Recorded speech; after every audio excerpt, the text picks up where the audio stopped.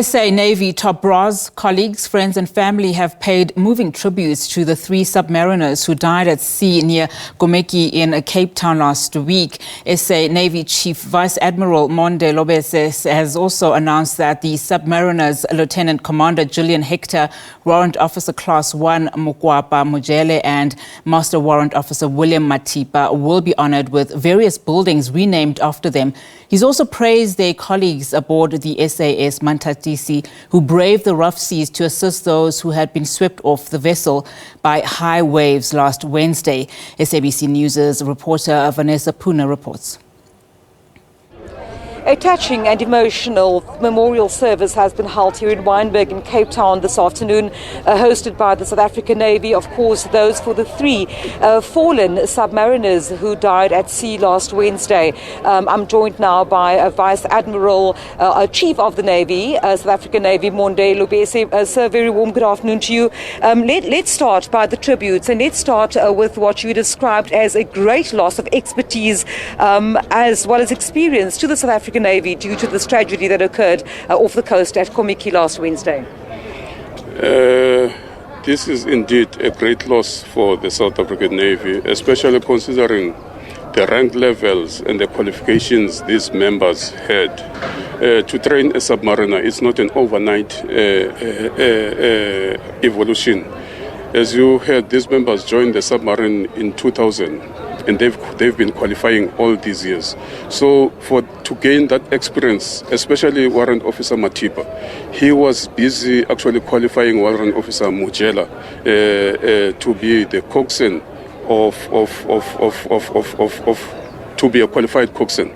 So now his departure is that now who's going to train Warrant Officer Mojela? Definitely we do have others out there, but the loss and the value that Warrant Mathipa, Warrant Mojela, as well as Commander Hector was actually playing into in the submarine service. It's actually irreplaceable. The experience these members have and the value that would have actually added in the maritime defense of this country, considering especially with Warrant Commander Hector, Gillian Hector. Hector was going to be the first South African woman first South African woman to have qualified to be the officer commanding of a submarine since 1970. Of the 1,150-something members of the submarine, Gillian would have been amongst the tops in those in those officer commanding. As I've said, just less than 40 of submariners made to be the officer commanding of submarine in the 60 million population that we have in South Africa. This is why, sir, you are honouring those 3 members by renaming a number of buildings at the Salmonstown Naval Base. Explain to us what that renaming process will be in terms of honouring these 3 members. Now that I've announced that the 3 offices will be named after the 3 heroes. One, the submarine training school will be named after Gillian Hector. The submarine battery workshop will be named after William Mathipa, and the submarine offices will be named after Lucas Mojela. So that the kids that are joining the South African Navy, especially the submarine service, could actually learn from who these heroes and heroines are, so that they can emulate them and even be better than them as they rise through the ranks of the submarine service. So just a final question before I let you go. We understand also that you have now announced a 4-member or 4-panel board of inquiry with a set start date and a set finishing date to ascertain what exactly happened, the details around this incident. Can you give us details around that and, these findings, once they have been made, why you think it's important that they should be shared with the wider public? You see, when this incident occurred, I was in the US attending the International Civil Symposium.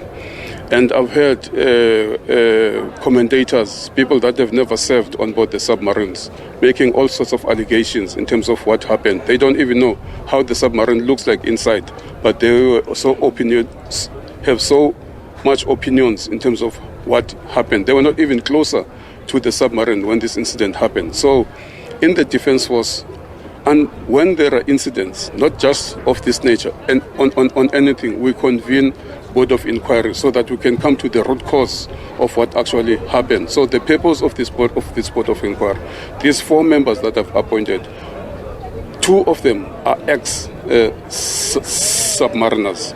One is a lawyer, one will be playing the secretarial duties. So I'm confident that these 4 members will come to the root cause of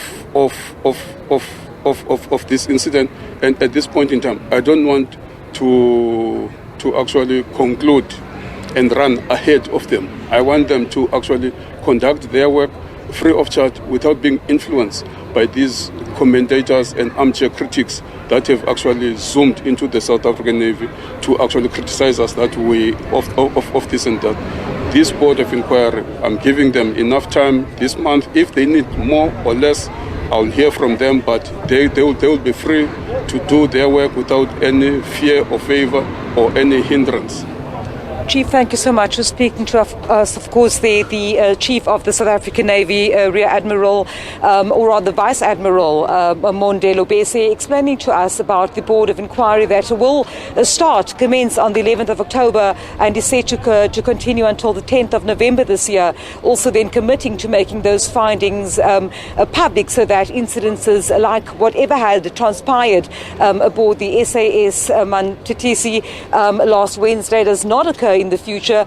And also we've just received confirmation from the SA Navy that this joint memorial service which has taken place here today, we have learned that the funeral services of the 3 officers will be separate, but there will be full military services that will be taking place this weekend. I understand Lieutenant Commander Hector will be laid to rest here in the Western Cape, and then her colleagues in Fishhoek, as well as and then the colleagues will be laid to rest in the province that they hail from in Limpopo. So the memorial service just concluded here in Wynberg today as the SA Navy, members of the public as well as family members bid farewell to the loved ones.